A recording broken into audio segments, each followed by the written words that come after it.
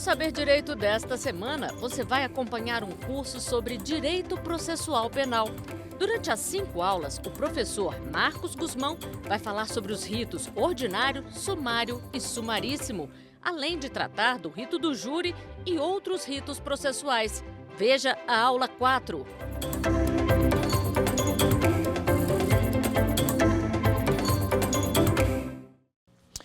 Olá pessoal, sejam muito bem-vindos à nossa aula de número 4. Eu sou o professor Marcos Guzmão e estou com vocês aí nesse ciclo de aulas, trabalhando aí o direito processual penal no assunto que pertine especificamente aos ritos processuais penais. É isso mesmo, aqui a gente está descobrindo como é que o processo funciona, a gente está descobrindo os atos que se seguem ao processo, o que acontece, o que deixa de acontecer, como é que ele termina, se ele passa para outra fase. Você vai ver que a gente já conversou aí sobre os ritos ordinários, sumários, sumaríssimos, já conversamos sobre o rito do Tribunal do Júri, também famoso, conhecido aí por todos, o rito da 9.099, dos juizados especiais criminais, e agora chegamos também a um dos ritos mais famosos aí que nós temos, que é o rito da Lei 11.343 de 2006, a Lei de Drogas, tá certo? Eu falei para vocês, eu sou o professor Marcos Guzmão aí e tô lá no Instagram, isso lá no @napegadadocrime, onde a gente sempre dá dicas lá de direito penal, direito processual penal, leis penais extravagantes, também damos umas motivações, não é isso? Porque quem estuda também precisa, e também aí falamos sobre a OAB, sobre concursos públicos, de um modo geral, não é isso? Essas aulas aqui, como eu já citei anteriormente, servem tanto para aqueles que atuam diariamente aí no direito, né, os advogados, os membros do Ministério Público, os juízes, também os acadêmicos de direito, mas também para aquele aí que de repente tem um interesse em conhecer um pouco mais sobre o processo penal, né, que a gente popularmente conhece como aquele curioso, aquele que gosta de conhecimento. Então a gente também aqui traz algumas informações para você e talvez numa linguagem até menos carregada no juridiquês, para que a gente possa alcançar uma maior quantidade de pessoas e assim fazer aí, né, alcançar a grande finalidade desse programa Saber Direito, tá bom? E como eu falei, nessa aula de hoje a gente vai trabalhar aí a nossa Lei 11.343, a nossa famosa Lei de Drogas. Inicialmente, eu quero que você observe uma coisa comigo. Quando a gente fala da Lei de Drogas, você tem que ter em mente o seguinte: olha, Lei de Drogas, criada no ano de 2006, como eu falei, ela é um tipo de lei que traz uma situação, ela é um tipo de lei que a gente chama de lei completa. E como assim lei completa? Porque ela traz não apenas os aspectos repressivos que nós verificamos, mas também aspectos preventivos. O que eu quero dizer quanto a isso? Você vai ver que no início aí dos anos 2000, aí as legislações que foram aparecendo nessa época, 2005, 2006 aproximadamente, você vai ver que a preocupação do Estado brasileiro com a criação de normas que pudesse trazer um sistema de proteção aumentou. Então você vai ver que ficou no foco do legislador não apenas a repressão, mas passou a estar no foco do legislador aí também a situação relacionada aí à prevenção, a cuidados com saúde pública. E existe um fato histórico aqui que é importante a gente sinalizar, que é a seguinte ideia. Nesse mesmo ano de 2006, um pouco antes, inclusive, da Lei de Drogas, foi criada a Lei Maria da Penha. A Lei Maria da Penha, né, ela foi aí uma condenação que o Estado brasileiro recebeu em organismos internacionais, né, na Corte aí de Direitos Humanos. E aí essa condenação, né, dentre todos os elementos da condenação, um deles era a criação de um sistema de prevenção, de repressão e sistema de cuidado com as vítimas desses crimes. Você vai ver que as legislações, então, a partir daí, né, 11.340 é a Maria da Penha, 11.343 de 2006 é a Lei de Drogas que nós vamos tratar agora. Então, esse aspecto histórico da Lei de Drogas aí vai mostrar para você que o legislador, então, passou a criar uma nova tendência, não apenas aspectos repressivos, mas também a criação de um sistema de proteção, de prevenção e também de repressão. Obviamente, vai interessar para a gente aqui a parte mais relacionada ao rito, tá? Os senhores em outro momento aí poderão até ter uma aula mais ampliada sobre a ideia da Lei de Drogas, mas vai ver que eu vou citar aqui algumas nuances ligadas aos próprios crimes que vão trazer modificações para o rito processual aplicado à lei de drogas. Lembrando que o rito de drogas ele é um rito especial. E como assim um rito especial? Quer dizer que as regras de como o processo vai tramitar são regras previstas na própria lei. Mas, de repente, pode acontecer dela não estar. E aí a gente vai entrar na seguinte ideia. Olha só. Já de início, a nossa Lei 11.343 vai contando sobre a aplicação subsidiária do Código de Processo Penal. Pensa comigo, toda vez que a gente fala de Código de Processo Penal, e aí se você nunca ouviu falar isso, eu vou te falar agora. O Código de Processo Penal é como se ele fosse um manual de instruções de como a gente vai operacionalizar o direito penal. Então, na verdade, o direito penal, ele é ali como se fosse um carro parado para quem não sabe dirigir, tá? Ou para quem nunca dirigiu, não sabe dirigir. Bom, ele é um carro, você sabe para que ele serve, só que como é que ele vai andar? Aí eu preciso de um motorista que opere os controles e tudo mais, né? Dessa forma, daquela forma. A ideia do Código de Processo Penal é exatamente essa. Ele vai trazer para nós a forma como o direito penal se operacionaliza. E o que eu quero dizer em relação a isso? É que o Código de Processo Penal, em relação às normas específicas, ele é uma norma de natureza geral. Então, ele se aplica a todo e qualquer crime, desde que a gente observe que a legislação específica não traz regras próprias, como é o caso da lei de drogas. Então, já de início, a gente vai perceber que o 48, né, o artigo 48 da Lei 11.343 de 2006, ele já vai trazer situações relacionadas ao quê? Dizendo que quando essa lei de drogas, a Lei 11.343 de 2006, for omissa, ou seja, quando ela não disciplinar as regras que a gente precisa naquele ponto específico, a gente vai utilizar a regra geral do Código de Processo Penal. Basicamente, a gente está falando aqui de uma regra de hermenêutica, uma regra de interpretação, querendo dizer que, de uma forma muito simples, a norma específica, ela afasta a aplicação da norma geral. A norma geral só é chamada quando a norma específica não trouxer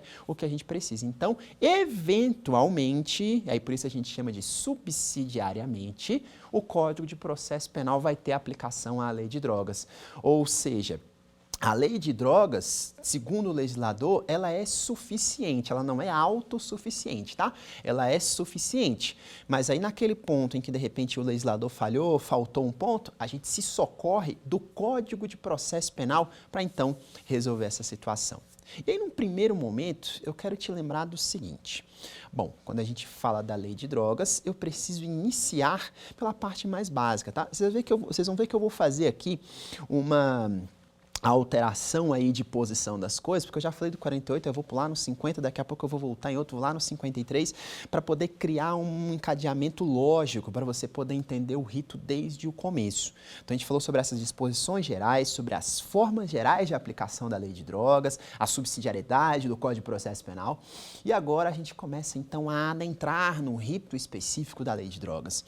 E aí, a forma mais comum da gente iniciar um procedimento criminal é através do auto de prisão em flagrante. Existem outras, mas através do APF, o auto de prisão em flagrante. O auto de prisão em flagrante, na lei de drogas, ele tem algumas peculiaridades. Observa comigo. Quando a gente fala, então, aí da nossa famosa Lei 11.343, fala aí do APF, existe uma coisa muito importante e veja que é até óbvio. O legislador talvez precisasse ou não precisasse dizer isso, mas é importante a gente observar, como se diz por aí popularmente, que o óbvio ele precisa ser dito. E ele precisa ser dito aqui mais uma vez. Isso por quê? Porque qual é a primeira situação que eu vou observar quando eu falo de lei de drogas, na hora de lavrar o APF? Bom, a primeira coisa que eu preciso saber se ali estamos é se aquele produto que estava na mão do cidadão se tratava de drogas. Certo? Então, preste bem atenção. Diferente de um crime de roubo, diferente de um crime de homicídio, por exemplo, você vai observar que, de repente, as coisas já estão ali postas de forma instantânea. Eu não preciso de nenhum laudo pericial, em regra, para poder chegar à conclusão de que o objeto tal, a coisa alheia móvel foi roubada, ou que, de repente, o cidadão morreu. Em regra, eu não preciso de uma prova pericial para checar nisso. A lei de drogas me exige isso. Tanto é que Na lavratura do auto de prisão em flagrante, diferente dos outros crimes, a gente vai ter um acréscimo aqui. E que acréscimo é esse? É a necessidade de um laudo chamado de laudo de constatação. É isso mesmo. Para a gente falar de drogas, eu preciso observar o quê? Presta bem atenção. A norma de drogas, a lei de drogas, como ela é conhecida, ela é uma norma penal em branco. E como assim uma norma penal em branco? Ela é aquela que precisa de um complemento para eu poder ter aplicabilidade. Então você vai ver que durante os tipos penais da lei de drogas, o 33, que é o tráfico, o próprio 28, que é o porte para consumo próprio, a associação para o tráfico do 35, a prescrição culposa aí de drogas quando a pessoa não está com necessidade disso ou em quantidades além, que está no artigo 38. Então você vai perceber que em todos os dispositivos, a norma vai citar o quê? Falando o quê? De fabricar, de guardar, de transportar, de vender, de ter em depósito, X, inúmeras condutas, financiar, custear. Você vai ver que ela vai trazer a previsão do quê? Droga ou substâncias afins. Presta bem atenção no que eu vou te dizer e vem comigo aqui para essa dica, ó. Todas as vezes que eu estiver falando de droga, a droga não é o que eu acho que é. Como eu falei que ela é uma norma penal em branco, eu preciso observar que eu estou diante de uma norma que precisa de complementação para que eu possa aplicá-la. De acordo com previsão da própria lei de drogas, para eu entender o que vem a ser droga, eu vou precisar observar o que diz a portaria 344 de 98 da Anvisa. Essa portaria, você não vai encontrar lá dizendo que maconha é droga, que cocaína é droga, você vai encontrar lá os princípios ativos. E guarda bem essa noção que eu estou te falando, porque quando a gente falar dessa ideia de, vamos guardar os princípios ativos, você vai ver que isso vai fazer diferença para alguns entendimentos importantes do Supremo Tribunal Federal nesse ponto, tá bom? E aí volta comigo aqui. Dentro desse sistema, então, você vai notar que, partindo aí para a ideia do artigo 28, você já sabe que a portaria 344 de 98 da Anvisa já vai informar para a gente o que é droga. Beleza.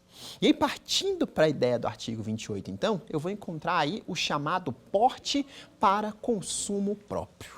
Quando eu encontro o crime de porte para consumo próprio, é aquele ali que está com uma quantidade de drogas, e veja que eu não vou me utilizar da expressão pequena quantidade de drogas, tá? Eu vou me utilizar da expressão droga simplesmente. Ele está com drogas para consumo próprio. Por que eu estou te falando isso? Porque você observar bem, a quantidade de drogas, ela não é um fim em si mesmo, ela não é um único meio pelo qual a gente vai definir se estamos nós falando de drogas, de tráfico, de usuário, Droga sempre vai ser. Agora, se é traficante, se é usuário, tudo isso vai depender de uma análise que até lá no próprio 28 a gente vai conseguir chegar nela, tá? E observa comigo aqui. Então, todas as vezes que eu pegar e falar de drogas, já sei, olhar a portaria 344, mas para poder fazer a diferença e descobrir se se tratava de droga para consumo próprio ou não, eu vou precisar observar um contexto. Eu sempre falo isso, drogas é um contexto. Se é tráfico ou se é usuário, é um contexto. Como assim um contexto? Eu vou levar em consideração a quantidade de drogas? Vou, mas não só ela. Eu vou levar em consideração a natureza da droga, eu vou levar aqui em consideração as características de quem está com a droga. O que quer dizer características? É uma pessoa que já tem passagens por tráfico, ela já está sendo investigada num outro procedimento penal, ela já tem uma outra persecução penal iniciada contra ela aí em relação a essa situação de droga. Opa, então vamos analisar aqui que de repente faz sentido.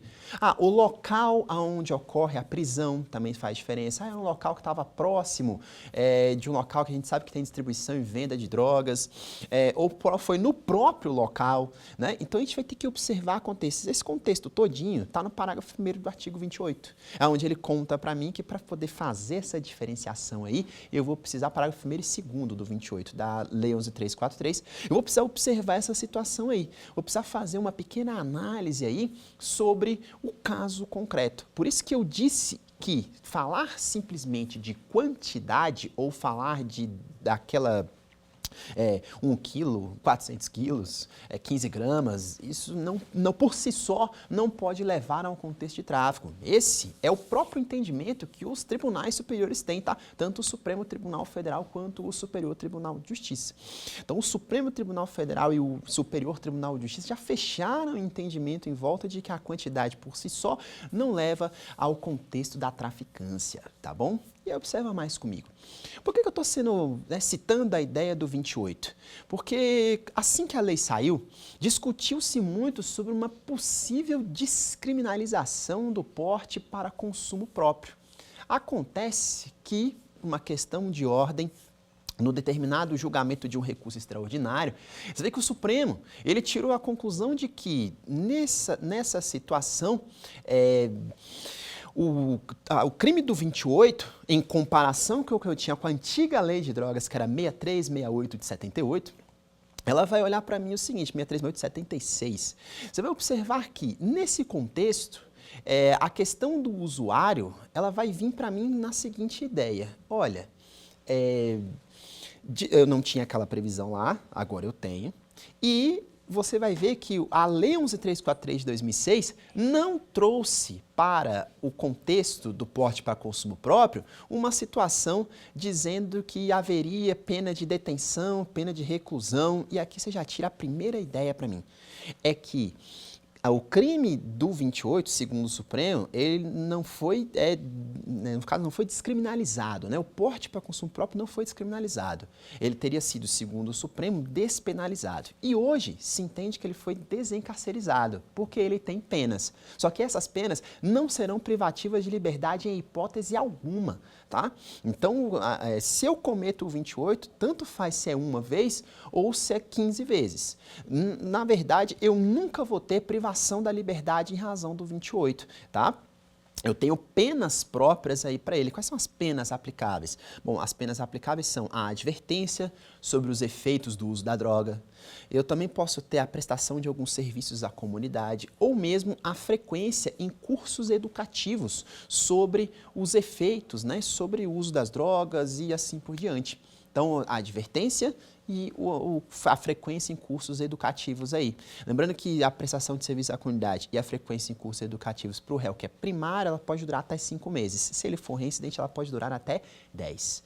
Tudo isso eu quero mostrar. E aí, lembrando, mas ele foi reincidente. O que o juiz pode fazer, então, para tentar forçá-lo ao cumprimento disso aí? Pode prender? De jeito nenhum. Ele foi desencarcerizado mesmo, tá? Então, quem comete 28 não é preso. Porém, ele vai entrar na seguinte ideia. Bom, para fortalecer isso aí, caso o réu seja considerado reincidente, caso ele faça novamente o crime do 28, a gente vai ter, então, a possibilidade da admoestação verbal. É isso mesmo. O juiz vai colocar o réu na frente dele e vai dar uma orientada, só que é uma orientada um pouco mais forte, tá? Eu não sei se você me entendeu. Ele vai brigar mesmo. Então, a ideia da admoestação verbal é bem isso. E ele pode também utilizar a multa, vai fazer doer no bolso para poder ver se ele cumpre a prestação de serviço à comunidade ou a frequência no curso educativo ou até mesmo a advertência, tá certo? E aí, voltando. Tudo isso para mostrar para você que, por expressa previsão da Lei 11.343, o crime do artigo 28, ele é processado mediante o rito dos juizados especiais criminais. É isso mesmo. Isso por quê? Se você viu a nossa aula aí da Lei 9.099, você descobriu que para ser considerado um crime de menor potencial ofensivo, na verdade uma infração penal de menor potencial ofensivo, você precisa ver que ou se trata de uma contravenção penal, ou se trata de uma situação que é o crime cuja pena máxima não superou os 2 anos. Ou é uma coisa ou é a outra. Então peraí, professor, como é que eu vou fazer com o 28, já que o 28 não traz pena? Aí a própria Lei 11.343 expressamente disse que ao procedimento relativo ao crime do 28 será aplicado aquele previsto no artigo 60 e seguintes da Lei 9.099. Então, para você entender, o cidadão que é pego como usuário de droga, ele é elevado à presença da autoridade policial e lá é lavrado o TCO. Você lembra dele? O termo circunstanciado, é isso mesmo. Lá leva-se à presença da autoridade policial e se ele assinar o compromisso de comparecer a todos os atos do processo que se segue, o que vai acontecer? Ele a ele não será imposta nem a prisão em flagrante e nem exigida fiança para que ele possa, então, ser liberado. Isso mesmo, ele vai lá, assina o TCO e é liberado, então. Para você ver que, como a gente falava em outras aulas, a proporcionalidade aí sendo obedecida. A ideia da proporcionalidade aí que eu tenho que observar se o crime traz gravidades menores, eu tenho que dar a ele penas menores, não é isso? Como dizem aí grandes sábios e grandes estudiosos do direito, ao mal do crime, o mal da pena. Quando eu falo o mal do crime, o mal da pena, eu tenho que botar uma interpretação aí pensando na razoabilidade e na proporcionalidade. Isso porque a gente tem que ver que, como eu falei, se o crime tem potencial ofensivo baixo, bom, eu tenho que dar uma pena mais branda. Potencial médio, uma pena um pouco mais elevada, mas não tão alta, como eu faço nos crimes de maior gravidade, aí, os crimes de grande potencial ofensivo, né, ou de alto potencial ofensivo, aos hediondos, aos dolosos contra a vida e assim por diante, considerando o peso, né, ou aí o status do bem jurídico ali penalmente tutelado. Tudo isso, então, para te dizer que ao 28 se aplica as regras da 9.099. Lavra o TCO, libera o cidadão. Pois é. E aí, retornando um pouco lá para o início, a gente vai falar um pouco sobre a ideia da prisão em flagrante. Então, o cidadão foi preso em flagrante num determinado contexto. Até mesmo no contexto do próprio 28. Porque como é que eu vou pegar o cidadão dizendo, não, ele estava aqui com coisa aí de 5 gramas de maconha para consumo próprio. Tudo bem, mas a minha pergunta se tratava de fato de maconha ou tinha o princípio ativo, o THC, o tetraidrocannabinol, que é o princípio previsto lá na portaria 344 de 98 da Anvisa? Até para isso, eu vou precisar do laudo de constatação. Eu vou precisar que o perito me diga qual é a quantidade da droga e qual é a droga, né? Como eu falei, o óbvio precisa ser dito, ele precisa. Para a gente poder fazer a lavratura do TCO, fazer a lavratura até mesmo do auto de prisão em flagrante nesses casos aí, da lei de drogas, eu preciso confirmar primeiramente se se trata de droga, tá bom? E aí, continuando a ideia, passando para as regras do artigo 50 da nossa Lei 11.343 de 2006, eu vou encontrar aí, como eu falei, a necessidade do laudo de constatação. Então vamos lá, lavramos o APF, levou para lá quem? O acusado, o condutor do flagrante, possíveis testemunhas, vamos todos à presença da autoridade policial. Antes de terminar o auto de prisão em flagrante, a autoridade policial fala, peraí, antes até mesmo de começar, né? Fala, peraí, você está dizendo que ele está com droga, né? Então ótimo. Chama alguém da delegacia e fala, meu caro, leve isso aqui lá na presença do perito para que ele me diga 2 coisas. Se trata de droga, segundo, qual é a quantidade? Beleza, a gente leva lá no perito, o perito faz o chamado laudo de constatação, dizendo exatamente isso, é droga e qual a quantidade, ponto. A gente retorna para a autoridade policial e a autoridade policial, então, lavra o auto de prisão em flagrante. Ah, beleza, confirmei que se trata de droga, confirmei que a quantidade é essa, tudo certo. Podemos agora lavrar o nosso auto de prisão em flagrante. Tudo tranquilo. Eu preciso só te puxar a ideia do seguinte aqui, um parênteses para abrir um entendimento do Superior Tribunal de Justiça. Olha só, o Superior Tribunal de Justiça, ele hoje tem o entendimento do seguinte, bom, toda vez que a gente faz o laudo de constatação, ele tem uma natureza provisória, tá? Ele tem uma natureza efêmera, passageira. E o que isso quer dizer? Isso quer dizer que, para depois, né, lembra que nós estamos no APF? O APF é o momento inicial ali, é o momento que a coisa está quente ainda, tá? E aí você vai anotar para mim o seguinte, bom, se nós estamos falando dessa situação aqui, quer dizer então que lavrou-se ali, tudo ok. Aí depois, na hora que o Ministério Público for oferecer a denúncia, como é que vai ser? Bom, depois quando ele for oferecer a denúncia, precisa do laudo definitivo. Isso, por enquanto, é a previsão legal. Mas o que isso quer me dizer a mais? Isso quer me dizer que, segundo o STJ, o laudo definitivo, ele é dispensável se nós estivermos com um laudo de constatação que diga a mesma coisa do laudo definitivo. Muitas vezes, e por muito tempo, acontecia exatamente isso. Lavrava-se por conta da previsão legal, que a própria lei exige a existência de um laudo definitivo. Eu lavrava o laudo de constatação na hora do flagrante e tinha que lavrar um outro antes de denunciar. Hoje, o que diz o STJ? Que se o laudo de constatação for suficiente, me trazendo a quantidade da droga e me afirmando com certeza a droga e as circunstâncias que eu preciso para ter a justa causa, a materialidade delitiva, eu dispenso a realização do laudo definitivo. Então, ele é dispensável, o laudo definitivo é dispensável se o laudo de constatação já me é suficiente para trazer a materialidade e a justa causa para a ação penal. Terminada essa ideia, então, feita então a primeira etapa, levamos à presença da autoridade, laudo de constatação, ok. A autoridade policial, então, ela vai fazer ali um relatório, né, com todas as circunstâncias que ele analisou. Então, o delegado de polícia vai analisar como é que se deu a situação, o delegado de polícia vai analisar ali a autoria, né, os indícios da autoria, vai analisar a ideia da materialidade, vai analisar o que precisa ser analisado para poder fazer o chamado relatório de indiciamento. Vale lembrar o seguinte, abrindo aqui um parêntese para o artigo 51 da Lei 11.343 de 2006. O inquérito policial que trata dos crimes previstos do 33 ao 37, a parte do tráfico, financiamento, associação para o tráfico, custeio, o informante, né, nos casos de drogas aí que não faça parte do grupo criminoso. Então você vai ver que para crimes desse procedimento aí, a gente vai notar que, se o réu estiver preso, o inquérito deverá ser concluído em no máximo 30 dias.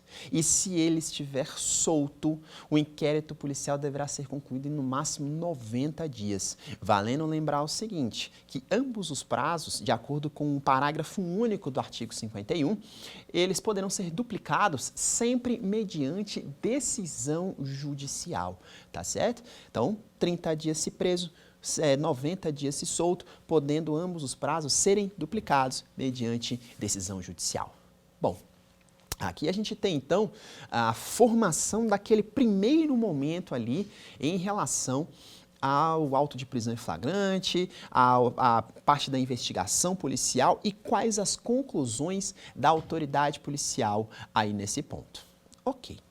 Terminado isso, os autos são encaminhados então ao Ministério Público, que, de posse daquela situação ali, pode promover a denúncia, ele pode requerer novas diligências ou mesmo pedir o arquivamento dos autos, se ele entender que não é o caso ou que não tem justa causa para a ação penal.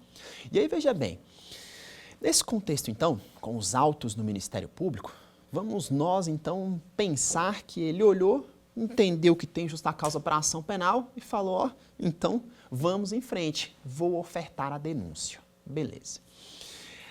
O procedimento de drogas, ele vai ter uma diferença muito peculiar, que é só dele, na verdade só dele e de mais dois itens que a gente ainda vai comentar.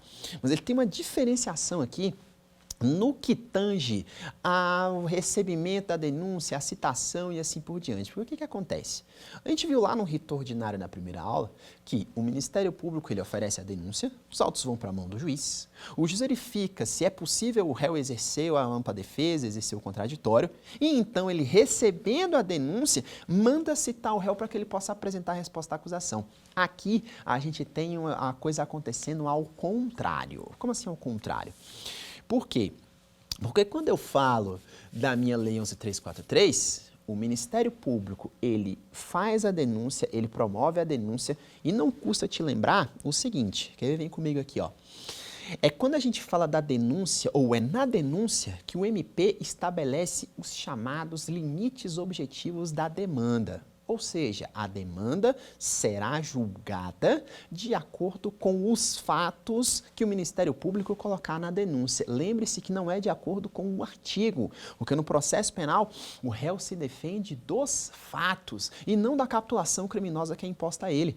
Então, quando ele se defende ali dos fatos ou daquela situação que o MP colocou como uma descrição do fato, só para você entender o que é fato. O fato é o MP dizendo que o cidadão no dia tal, na hora tal, foi preso em flagrante, portanto, 300 quilos de substância semelhante à maconha e estava aí com balanças de precisão, estava aí com droga fracionada, então eu tinha um contexto de tráfico. Então ele tem que contar a história criminosa como um todo e é desses fatos que o acusado então se defende, tá? Ele pode dizer de repente que não era droga, de repente ele pode fazer uma contraprova e dizer não, isso não era maconha, isso era orégano, por exemplo, certo?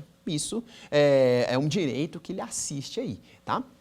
Então, preste bem atenção nesse detalhe. É com a denúncia que o MP, então, estabelece os chamados limites objetivos da demanda. O réu vai se defender e a nossa ação penal vai rodar, observados os fatos que estão narrados e descritos na denúncia. Guarda essa. Feito isso, então, quando o MP trabalha ali aquela narrativa fática, ótimo, o réu já vai se defender daqueles fatos, já estamos sabendo. Esses autos vão para as mãos do juiz e nas mãos do juiz ele vai analisar, ele vai olhar, né, conforme diz aí a nossa lei, ele verifica o que a gente chama de regularidade formal, está no artigo 55 da Lei 11.343 de 2006. Então, verificando a regularidade formal da denúncia, ou seja, se ela está com todos os requisitos do 41, ok. Ele recebe a denúncia? Não. Antes de receber, ele determina a citação do acusado. Para quê? Para poder apresentar uma que a gente chama de defesa prévia. E fazendo só uma correção, não é a citação, é a notificação, tá? A citação ele vai fazer posteriormente. Ele faz a notificação do que a gente tem ali e fazendo a notificação, a gente vai mandar lá para o acusado para que ele possa apresentar a defesa prévia, ou como alguns chamam de defesa preliminar. Nessa defesa preliminar, é como se ele estivesse respondendo à acusação. Só lembrando que o juiz ainda não recebeu a inicial acusatória, tá? Isso é muito importante. Nós não temos a ação penal instaurada ainda.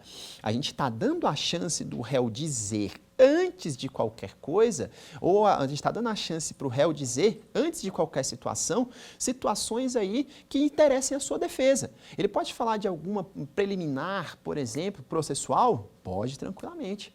Ele pode falar aí de alguma tese defensiva diretamente? Também pode, diretamente, não tem problema. O fato aqui é que agora ele tem a chance, então, de falar aquilo que interessa à sua defesa. Feito. Ele vai ter aí o prazo para poder fazer isso. Depois de apresentada aí a sua defesa prévia, defesa preliminar, lembrando que ela chama prévia ou preliminar porque a ação penal ainda não começou. Nós temos aqui, então, algo que ainda não foi sequer recebido, né? Nós temos aí uma expectativa de ação penal, mas a gente está dando uma chance antes para o réu se defender. Ótimo. Falado isso, o réu apresenta a sua defesa prévia, os autos voltam para o juiz. Quando eles voltam para o juiz, eu vou perceber que ele vai poder, então, entendendo que está tudo certo, ou não sendo nenhuma causa de absolvição que a gente vai verificar aí, né, por conta do que foi apresentado pelo réu, ou até mesmo antes, ou porventura tenha passado batido, você vai ver que o nosso juiz, então, ele recebe a denúncia nessa hipótese. Então, faz essa comparação aqui que é importante. Lá no rito ordinário, denúncia oferecida, depois denúncia recebida, réu citado e aí ele apresenta a resposta. No rito de drogas denúncia oferecida, réu notificado, ele apresenta a defesa prévia e depois vem a fase de recebimento. Então já se liga nessa alteração aí, tá bom? Né? Diferença do rito de drogas para o rito ordinário. Lembre-se, estamos falando de um rito especial, tá? Estamos falando de um procedimento especial, um procedimento específico, aquele que trata somente dos assuntos relacionados à lei de drogas, tá? E aí, prosseguindo na ideia. Já depois que acontece o recebimento aí da nossa denúncia, aí o juiz dá início, né? Inaugura-se então a fase de instrução processual.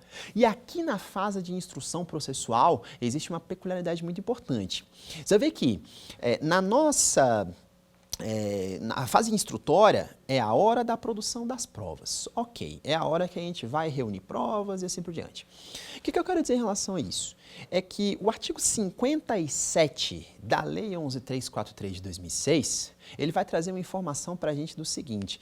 Se você pegar, você vai notar que ele vai começar dizendo assim, ó, que na audiência de instrução, após o interrogatório do réu, serão ouvidas as testemunhas da acusação, da defesa, esclarecimento dos peritos, pá.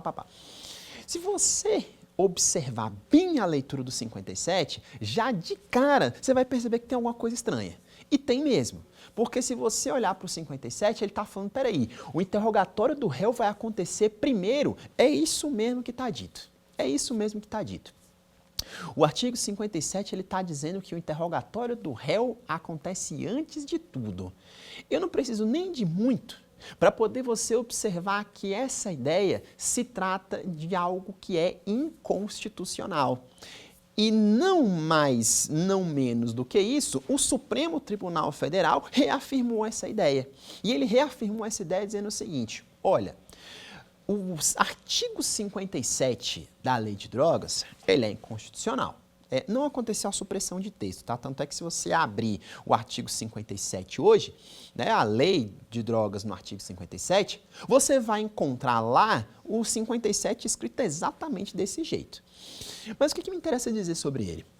Me interessa dizer que o Supremo Tribunal Federal entendeu pela inconstitucionalidade desse artigo e, tendo entendido pela inconstitucionalidade dele, disse que, quando se tratar de rito de drogas, ao invés de eu aplicar o 57 da Lei de Drogas, eu vou aplicar as regras do artigo 400 do Código de Processo Penal, que é aquele que a gente já conhece, cujo interrogatório é o último ato da instrução. Então, veja bem, a Lei de Drogas está contando que vai ser o primeiro ato da instrução. Mas o Supremo afasta a aplicação do 57 no caso de rito de drogas para fazer incidir a aplicação do 400, para que o interrogatório do réu seja o último ato, atendendo por esse motivo, então,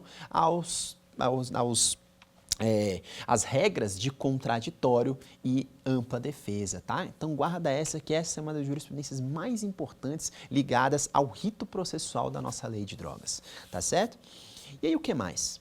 Quando a gente fala, então, da nossa Lei de Drogas, aí algumas coisas, né, precisam continuar sendo observadas. Já vimos aí a situação da audiência de instrução, que tem uma aplicação diferenciada, e a gente já viu aí coisas relacionadas à própria constatação, questões iniciais e tudo mais. Mas eu vou abrir um parênteses aqui para poder falar de um ponto importante. Lembre-se, vamos abrir um parênteses bem aqui, na fase instrutória da nossa ação penal já, tá? Tem algumas diligências que são próprias aí da persecução penal como um todo relacionada à Lei de Drogas, que dizem respeito à infiltração de agentes e à chamada ação controlada, ambas previstas lá no artigo 53 da nossa Lei de Drogas. No inciso 1, a infiltração, no inciso 2, a ação controlada. O que eu preciso observar? Em ambos os casos, eu vou precisar de autorização judicial prévia, tá? Daqui a pouco eu vou fazer uma comparação com a lei da organização criminosa, mas o que me interessa é você saber que na infiltração e na ação controlada da Lei de Drogas, eu tenho a necessidade de prévia autorização judicial. E tudo isso para dizer o seguinte, olha, bom, chegamos lá, uma das diligências, no curso da persecução penal, né, que seria aí a fase investigatória, a gente vai ver, e a própria fase da ação penal, mas você vai ver que são diligências investigativas mesmo, você vê que é possível a gente fazer a chamada infiltração de agentes. É isso mesmo, a gente vai pegar um agente do Estado, um agente policial, e vai colocar lá no meio do grupo criminoso ligado a algum dos crimes previstos nessa lei. Ótimo. Por que tem que ter autorização judicial prévia? O motivo é óbvio. A gente vai ter um agente do Estado no meio de um grupo criminoso, vai correr riscos.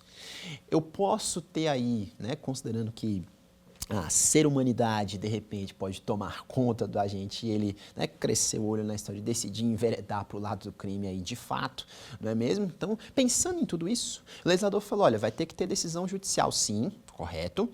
Entretanto, a gente vai ter que observar aí, né, algumas peculiaridades, porque essa decisão judicial ela vai estabelecer os limites da diligência de infiltração. Então, não é só o juiz chegar e autorizar a realização da infiltração. Ele autoriza estabelecendo limites e criando regras. Então, observa bem esse detalhe, tá? Então, faz a infiltração aí do agente. Tanto é que essa situação de risco, essa situação aí que a gente vai colocar um agente do Estado no meio de um grupo criminoso, trata da ideia do seguinte, bom, ela vai ser uma diligência que só vai ser realizada se eu não puder obter aquela prova por outros meios.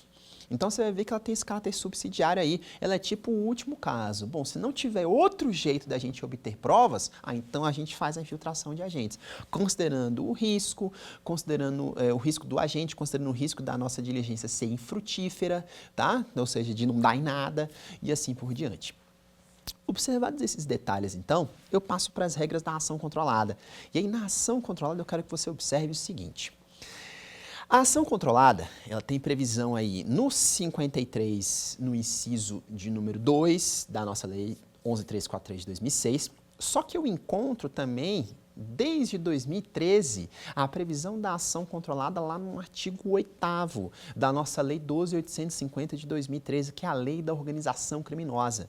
Lá na lei da organização criminosa, você vai ver que a ação controlada, ela é realizada mediante a prévia comunicação ao juízo.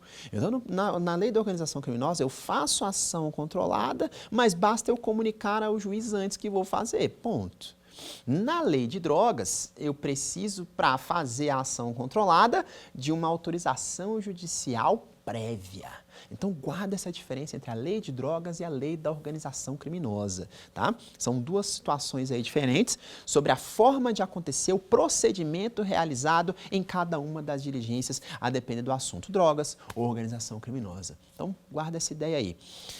E no fim das contas, em que vai consistir a nossa ação controlada? A nossa ação controlada consiste em nada mais, nada menos do que um retardo na atividade policial ou na ação policial para que a prisão em flagrante seja realizada no melhor momento. E no melhor momento para quê? Bom, tanto para prender a maior quantidade de envolvidos na infração penal, quanto para reunir a maior quantidade de provas ou elementos de provas da materialidade delitiva. É isso mesmo.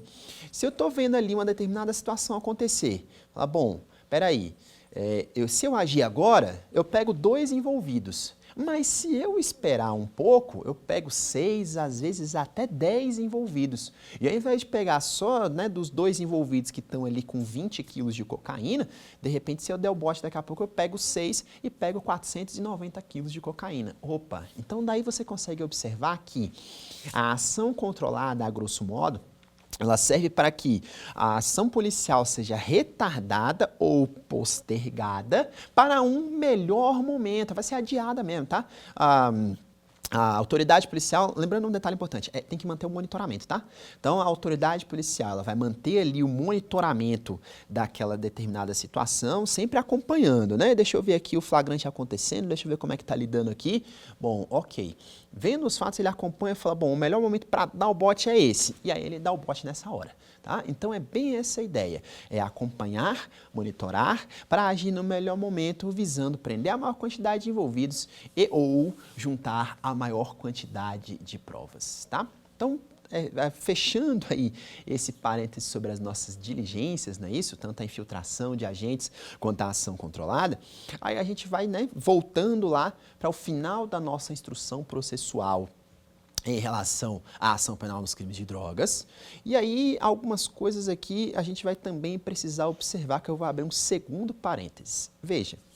Recente, de 2021 para cá, a lei de drogas ela foi sofrendo diversas alterações no que tange a bens relacionados aos crimes de drogas. É isso mesmo, aos crimes previstos nessa lei. Quando eu falar crime de drogas, estou falando aí tanto do tráfico, da associação, financiamento, quem atrapalha a investigação relacionada a crime de drogas ou passa informações e assim por diante.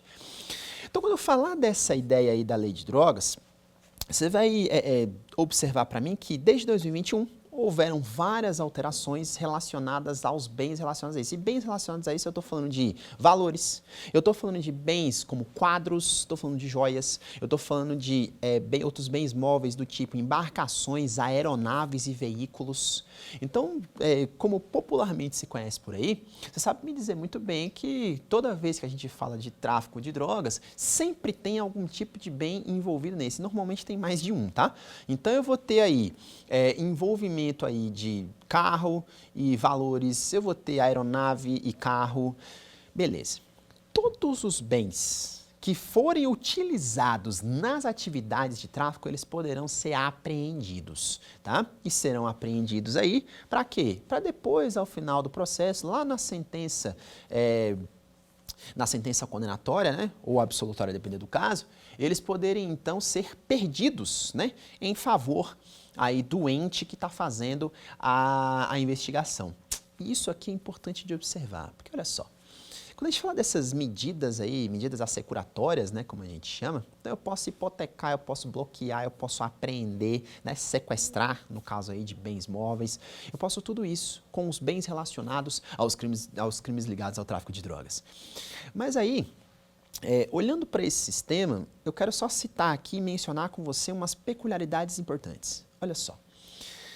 Quando a gente traz essa ideia aí dos bens que podem ser apreendidos, no fim das contas, todos eles serão leiloados, tá? Então vai ser leiloado, no que a gente chama de asta pública. Asta pública é o leiloeiro lá gritando, né, dando lance, fala, olha, lance inicial R$1.000, quem dá mais ou menos isso para você entender, tá?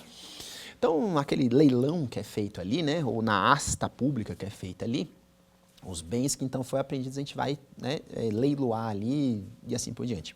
Ou mesmo perder em favor da União, perder em favor do Estado, depende do ente no qual a investigação está rodando aí, como eu falei, ou a ação penal propriamente dita. E aí note só um detalhe importante. A gente sabe muito bem que principalmente em relação a veículos, em relação a aeronaves, em relação a embarcações, você vai perceber que quando eu pego um veículo, uma embarcação, ou uma aeronave, se eu deixar esse veículo, essa embarcação, a aeronave, exposta ao tempo, se eu deixar ali num local onde está com poucos cuidados, se eu deixar ali de uma forma em que a gente não observe nenhum tipo de cuidado, ele com certeza vai estragar, tá? Ele vai deteriorar, ele vai sair todo destruído. O veículo mesmo você vê, deixou no sol lá, o painel do veículo, por exemplo, estoura todinha. Né? Aquela estalagem, né? Ali a fuselagem da aeronave, ou mesmo ali as partes externas da embarcação, por exemplo, ficou no sol, ela estala todinha, destrói tinta e assim por diante. Feito. Com essa leitura, a lei, então, desde 2021, passou a possibilitar o quê? A destinação temporária desses bens, temporária e imediata, tá? Ou seja, logo que eles forem apreendidos, a gente pode fazer a destinação de utilização desses bens para as forças de segurança ou para o Estado relacionado à investigação ali constante. Então, para a Polícia Rodoviária Federal, para a Polícia Federal, para a Polícia Civil. Então, a gente tem essa possibilidade de uma destinação imediata. Para quê? Para poder pegar e fazer com que agora a polícia ande com viatura de graça? Não, não é esse espírito. A ideia é manter o bem, é o espírito do legislador, e por via de consequência, acabar atendendo a ideia do interesse público, ajudar na eficiência da administração pública e assim por diante. Então, você vai notar que essa destinação imediata está tá com o objetivo de conservar os bens e, além de conservar os bens, ajudar a entender e fazer funcionar aí a eficiência, fazer o interesse público ser, de fato, efetivado. Tá? Então, fechando esse segundo parênteses aí, a gente retorna, então, para a fase final do processo de drogas e aí a gente vai observando o seguinte, bom, chegamos ao final da instrução, vamos para a fase de diligências e naquela fase de diligências ali tenho que observar o seguinte, bom, se surgiu alguma necessidade de prova na audiência, lembre-se, como eu falei lá no rito ordinário, não pode ser aqui uma diligência que surgiu ou cuja necessidade tenha surgido aí de algo que eu esqueci de fazer lá atrás, ou algo que eu guardei lá atrás, eu falei, não, vou fazer lá no final que é melhor, não. A necessidade da diligência tem que ter surgido na audiência. Então, a necessidade de ouvir uma testemunha, de fazer uma prova pericial a mais, X, qualquer coisa dessas, tá? Uma diligência que a necessidade tenha surgido da audiência. Feito. Passou para a audiência, olhou para a diligência e o juiz falou que ok, vamos fazer, encerra a audiência, vamos fazer, depois a gente chama as partes para apresentar alegações finais. Caso o juiz entenda que não seja o caso, ele consigna lá que pediram e ele indeferiu, e aí a gente segue para a fase de alegações finais, que como regra aí na nossa Lei 11.343, e só tem a previsão delas serem orais, tá? Só que você já sabe muito bem, né? Quando eu estiver falando de algo que falta no meu rito específico, eu vou lá no rito geral buscar a solução. E no rito geral, quando a causa for complexa ou o número de acusados for muito alto, o artigo 403, parágrafo 3º do CPP, autoriza a utilização das alegações finais na forma de memoriais, ou seja, por escrito, tá? Então você vai perceber que a regra é que seja feita na forma oral. Qual o tempo? 20 minutos para a acusação, 20 minutos para a defesa, podendo ser prorrogados por mais 10. E também observo aí a situação de que a gente pode, né, se tiver eventualmente um assistente de acusação, que é difícil nesse tipo de rito, podemos ter o acréscimo de 10 minutos aí para ele, tá? Então, essa é a parte aí das alegações finais e a gente chega à sentença. A sentença da lei de drogas, ela não tem muitas diferenças do que a gente trata lá no rito ordinário, não é isso? Você vai perceber que o juiz pode condenar, mencionando aí tudo, natureza da droga, quantidade da droga, contexto, fazendo aquela fundamentação que a gente já conhece. Mas também pode absolver, se entender que não há provas suficientes, não tem justa causa, se de repente não se considerava crime, de repente o laudo pericial descobriu depois que não era cocaína, era polvírio, pode acontecer? Pode acontecer. Nesse caso, então, teremos aí a conduta atípica. Você já sabe que norma de drogas é norma penal em branco. Para ser aplicada, precisa de um complemento, tá? E nesse caso aqui é a nossa portaria 344 de 98 da Anvisa. E acho que vale aqui de final citar algo muito importante para você. Você vê que a gente já comentou que, no caso do artigo 28, eu vou ter a aplicação da Lei 9.099, correto? Só que eu vou ter a aplicação em mais 2 delitos que a gente vai observar aqui. Que 2 delitos são esses?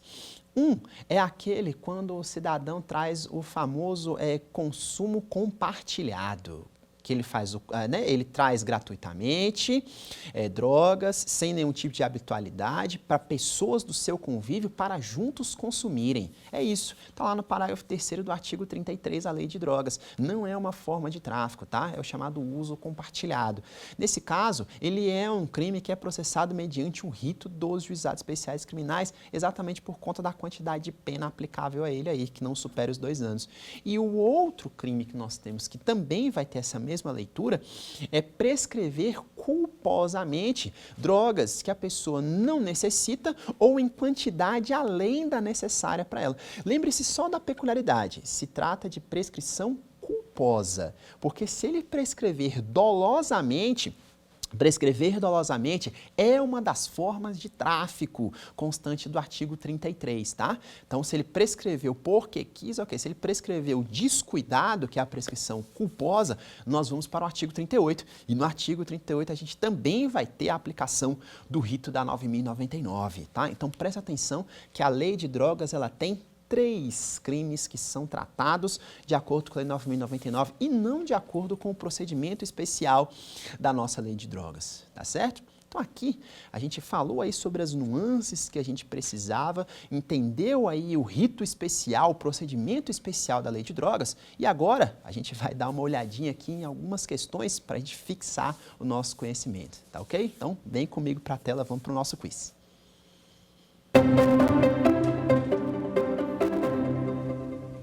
A infiltração de agentes pode ocorrer apenas com autorização judicial, apenas autorizada pelo Ministério Público, quando autorizar o delegado ou quando feita diretamente pelo juiz. Vamos conferir a resposta? Vamos lá. Tá aí, letra A, apenas com autorização judicial. Você vai ver que o artigo 53, lá no inciso 1, quando ele fala da infiltração de agentes, tanto a infiltração quanto a ação controlada na lei de drogas, só podem ser realizadas com autorização judicial. Não se esqueça desse detalhe. Vamos para a próxima questão.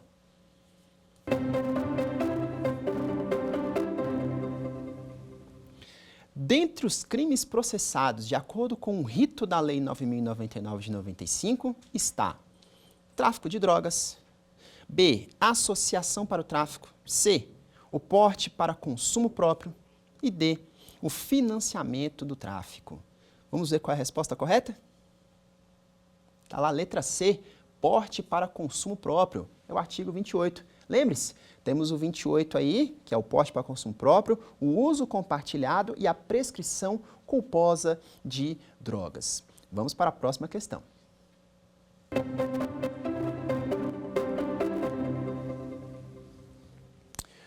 O interrogatório do réu, segundo o STF, deve ocorrer a. Logo após a citação, b. Entre as testemunhas de defesa e acusação, após manifestação do Ministério Público e d. como último ato da instrução. Vamos lá? Vamos à resposta correta? Está aí a letra D, como último ato da instrução. Veja bem, vale lembrar que, segundo o entendimento do Supremo Tribunal Federal, o artigo 57, que diz que o interrogatório deve acontecer no momento inicial do processo, ou seja, na fase inicial da instrução, ele foi afastado em razão da sua inconstitucionalidade, vendo o Supremo que deve ser aplicado, então, o artigo 400 do Código de Processo Penal, que prevê o interrogatório do réu como o último ato da instrução processual, tá ok? Pessoal, chegamos então ao final dessa jornada aí da lei de drogas, estudamos aí as peculiaridades, os procedimentos e principalmente os entendimentos dos tribunais superiores sobre essas situações. Veja que na próxima aula trabalharemos então aí ritos relacionados a crimes praticados por funcionário público, aos ritos com prerrogativa de função, dos crimes contra a propriedade material e encerraremos então essa jornada dos procedimentos no processo penal. Então te convido para a próxima aula, não perca e até mais. Um abraço! Quer dar alguma sugestão de tema para os cursos do Saber Direito? Então mande um e-mail para a gente, saberdireito@stf.jus.br. Você também pode estudar pela internet. Acesse o nosso site radioitvjustiça.jus.br ou pode rever as aulas no canal do YouTube, @Rádio e TV Justiça.